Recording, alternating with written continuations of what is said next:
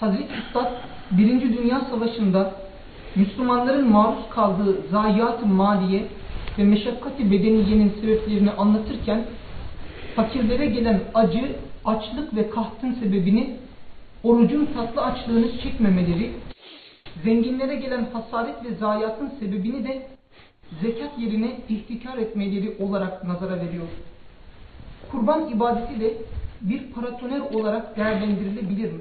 Estağfurullah.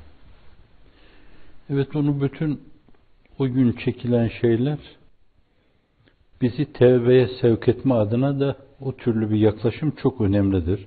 İstiğfara sevk etme adına da çok önemlidir yani.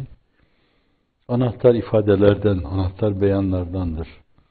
Yani sen meşru yaşadığın ülkende alın teriyle elde ettiğin ve hakkıyla hakkını verdiğin ve başkalarının hakkını da koruduğun bir ülkede düşman geliyor, tepene biniyor. Sonra aşağı sefalete maruz kalıyorsun. Cephelerde yatıp kalkıyorsun. Açlık, susuzluk çekiyorsun bir yönüyle.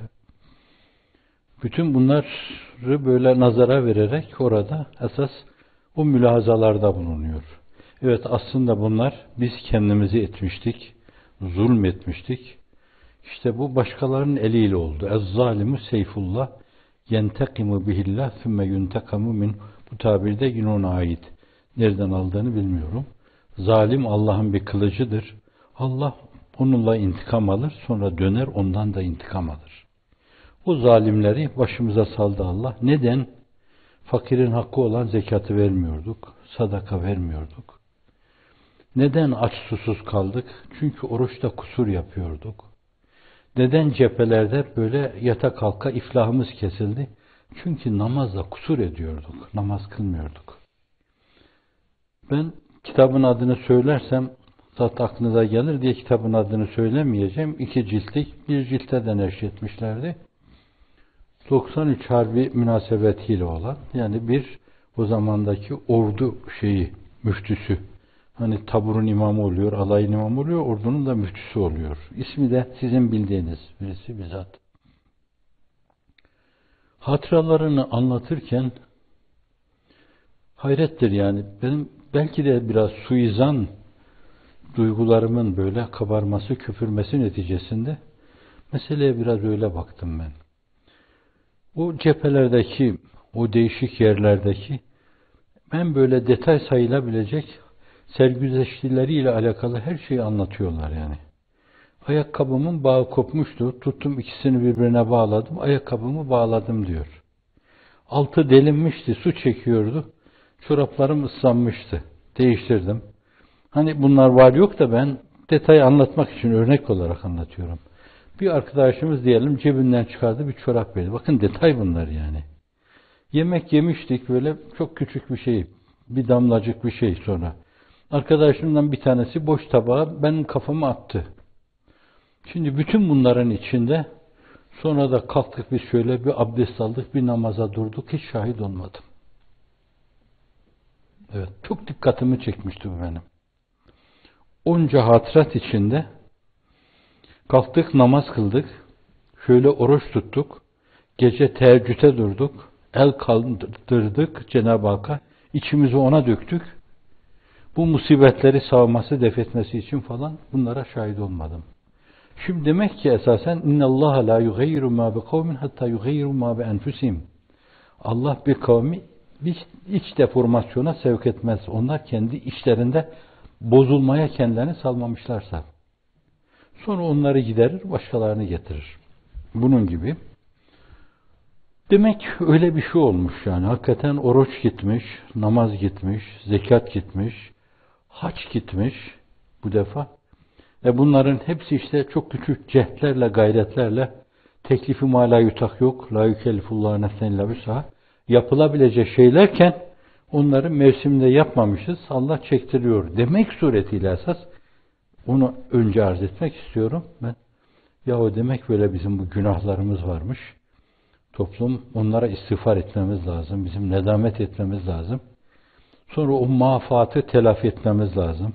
Namaz kılmamışsak kılmamız lazım. Kaza etmemiz lazım. Oruçta kusur etmişsek Onu kaza etmemiz lazım.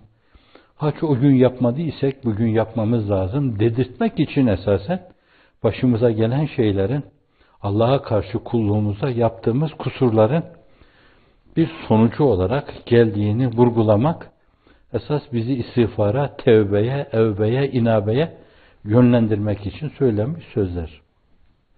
Şimdi gidiyorsunuz yani işte o mafat, fevt edilen namaz kaza ediliyor. Kaçırılan oruç kaza ediliyor. Eda edilmeyen hac adeta kaza ediliyor. Bunlar çok önemli şeyler.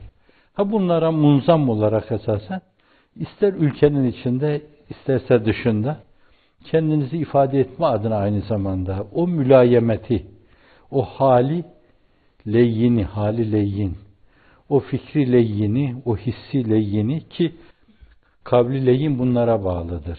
Bunlar öyle bir zemindir ki o tatlı ve yumuşak söz işte bu zeminde ancak neşru nema bulur, gelişir.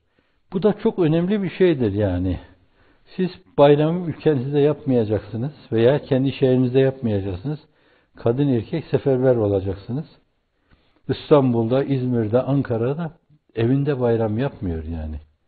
Annesiyle, babasıyla, çocuklarıyla bayram yapmak için arabalara binip saatlerce yol alan insanlar var. Onlarsa saatlerce yol alıyor, birilerine kurban yetiştiriyorlar, et yetiştiriyorlar.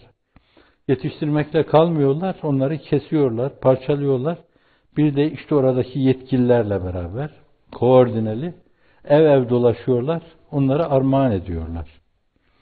Yani bir yönüyle yumuşamaya durmuş gönüller bir kat daha yumuşuyor yani. Geçmişte fevt edilen şeyler telafi ediliyor. Cenab-ı Hak bu mevzuda inşallah size bol bol imkanlar ihsan eylesin. Bu açıdan ve bu yolda olan hizmetinizi devam ettirmeye muvaffak kılsın inşallah. İnsanlık için yapılacak bir şey varsa o da budur bence. Efendimiz bir yerde 60 tane kesiyor, bir yerde 2 tane kesiyor. Biri benim namıma kurban, biri de ümmetimin adına diyor. 2 tane kuş kesiyor. Develer keserken 60 tane deve kestiği de oluyor. Efendimiz sallallahu aleyhi ve sellemin orada o bir tanesi esasen bir tane vacip olmuşsa o vaciptir. Onu kesmezseniz zaten bir yönüyle tahrimen bir kerahat irtikab etmiş olursunuz. Bir vacibi. Hatta Şafii ıslahında vacip yok yani farzdır o. Esas nazari anlamda, nazari planda esasen delil kati, delaleti kati olmadığından dolayı yani ıslahi ifadesiyle ondan dolayı yoksa farz demektir o da yani vitri vacip de bir yönüyle ameli bir farzdır. Yapmasanız günaha girmiş olursunuz. Bunun gibi. Onun ötesinde yapacağınız şeylere gelince nevafildir onlar. Farzlarla insanlar bir yönüyle Allah'la münasebetlerini sağlamlaştırmış olurlar. Nafilelerle öyle bir noktaya varırlar ki Allah gören gözleri, işiten kulakları, tutan elleri olur. Ve onları doğruya yürütür. Ayak tabiri de var da doğruya yürütür sözüyle o müteşabihi, mütekabili öyle ifade ediyoruz. Allah onları doğruya yürütür. Bu açıdan imkanı varsa bir insanın 5 keser, 10 keser, 20 keser, 30 keser burada. Benim imkanım olsa hepiniz için burada birer tane kurban keserim. Kaç tane var burada insan? 50 tane. 50 tane kurban keserim.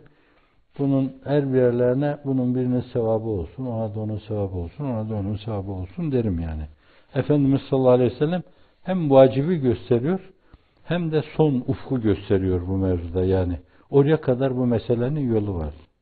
Yani ne kadar iyilik yapabilirseniz yapın demeye yolu var bunun. Düşünülebilir aslında da hani bir tevildir. Belki işaret açısından olabilir yani. Kanlar dökülüyor. Biz de bu kanlarla, dökülen o kanların önünü almaya çalışıyoruz yani. Ya Rabbi senin uğrunda biz bu insanların imdadına koşmak için bu hayvanları boğazlıyoruz. Mal canın yongasıdır. Yontuyoruz kendimizi. Kendimizi yontuyoruz, döküyoruz, toprağa katıyoruz bunları. Ne olur? Bahtına düştük. Sen bu dökülen kanları, kan seylaplarını durdur demek gibi bir şey, bir manaya gelebilir. Allahu alem. Cenab-ı Hakk'ın Eltaf-ı Sübhaniyesinin hangi espri içinde, bu tabirde doğru mu? Hangi espri içinde meydana geleceği, vuku bulacağı onu kestiremeyiz biz. Yani bazen böyle alırsınız bir kuşu azat edersiniz, sizi onunla cennete kor. Bazen bir kelimeyle, hadis-i şerif ifade ediyor. İttakillah ve la tahkirenne minel marufi şey'a. Takva dairesi içinde bulun. Maruf dediğimiz şeyi, Allah'ın emrettiği şey farz, vacip, sünnet, müstahap, adab. Hiçbirini hafife alma. Ne ile Cenab-ı Hakk'ın seni taçlandıracağı, serfiraz kılacağını bilemezsin yani. Bazen çok küçük bir şey, minnacık bir şey, bir damlacık böyle, birdenbire bir derya oluverir. Allah'ın izni inayetiyle. Bunların hepsi onun kapısının tokmağına dokunmadır. Gitme bir dokunmadır yani. O kurbanı götürme ayrı bir dokunmadır. Kapı kapı gezip onları verme ayrı bir dokunmadır. İyi misiniz? Başka bir isteğiniz var mı? Ayrı bir dokunmadır. O çocuklara oyuncak götürmek, fakirdir çoğu onların. Bunlar o tokmağa ayrı bir dokunmadır. Bu adeta böyle peşi peşine hiç yılmadan, usanmadan hep dua etmek gibi bir şeydir.